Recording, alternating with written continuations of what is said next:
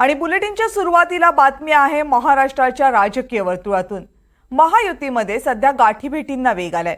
उपमुख्यमंत्री देवेंद्र फडणवीस यांनी महाराष्ट्राचे दुसरे उपमुख्यमंत्री अजित पवार यांची आज भेट घेतली आहे। दोघांमध्ये जवळपास पाऊण तास चर्चाही झाली।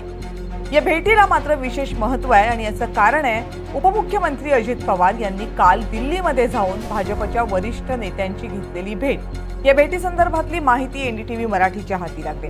अजित पवार आणि भाजपच्या वरिष्ठ नेत्यांमध्ये विधानसभा निवडणुकांवर चर्चा झाल्याची सूत्रांनी माहिती दिली आहे। काल दिल्लीमध्ये जाऊन चर्चा करून अजित पवार पुन्हा एकदा मुंबईमध्ये परत आले। त्या अगोदर मुंबईमध्ये सुद्धा एक महत्त्वाची घडामोड घडली।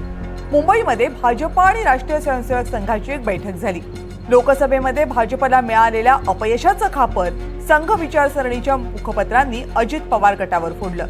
अजित पवार यांच्यासारख्या भिन्न विचारसरणी असलेल्या पक्षांना सोबत घेतल्यामुळे भाजपला फटका बसला असा सूर संघ विचारक मुखपत्रांनी मांडला होता।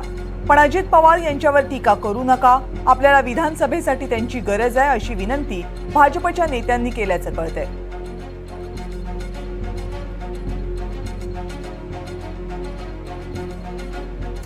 आणि महायुतीमधल्या गाठीभेटी काय काय झालेल्या आहेत। 23 जुलैला म्हणजे काल अजित पवार यांनी दिल्लीमध्ये भाजप नेत्यांची भेट घेतली। 23 जुलैला कोण भेटलं? भाजपचे नेते। कुणाला भेटले? संघाच्या नेत्यांना। कुठे? मुंबईमध्ये। 24 जुलैला कोण भेटलं? देवेंद्र फडणवीस आणि अजित पवार। कुठे? मुंबईमध्ये।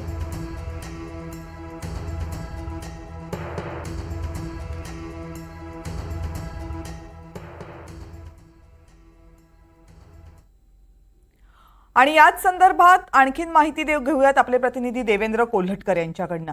देवेंद्र, या भेटीगाठींबद्दल काय चर्चा सुरू आहे? कविता, प्रामुख्याने सध्या महायुतीमध्ये सर्वाधिक चर्चेत असणारा पक्ष जर कुठला आहे तो म्हणजे राष्ट्रवादी काँग्रेस अजित पवारांची। आपल्याला माहिती आहे लोकसभा निवडणुकीचे निकाल आले आणि त्यानंतर अजित पवार यांच्या संदर्भात विविध चर्चा ज्या आहेत त्या सुरू झाल्या। खास करून भाजपशी संबंधित वर्तमानपत्र असतील किंवा भाजपचे जे नेते आहेत ते अजित पवार यांच्या संदर्भात प्रश्न उपस्थित करू लागलेले आहेत।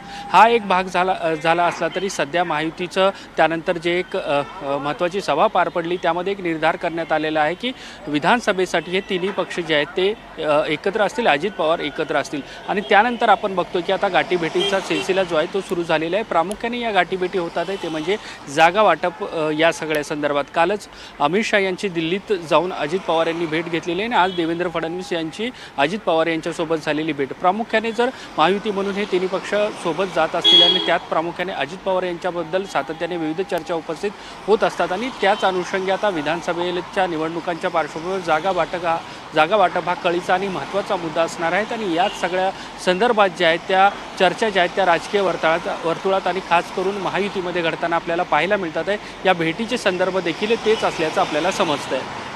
विधानसभेच्या निवडणुका तोंडावर आहेत आणि त्यामुळे जागा वाटपाचा मुद्दा सगळ्याच पक्षांसाठी, महायुतीसाठी सुद्धा, महाविकास आघाडी सुद्धा कळीचा ठरला आणि महायुतीमध्ये घडणाऱ्या भेटीगाठींमध्ये जागा वाटपाची पार्श्वभूमी असू शकते। या संदर्भातल्या चर्चा सध्या राजकीय वर्तुळात सुरू आहेत। देवेंद्र, धन्यवाद दिलेल्या सगळ्या सविस्तर माहितीबद्दल।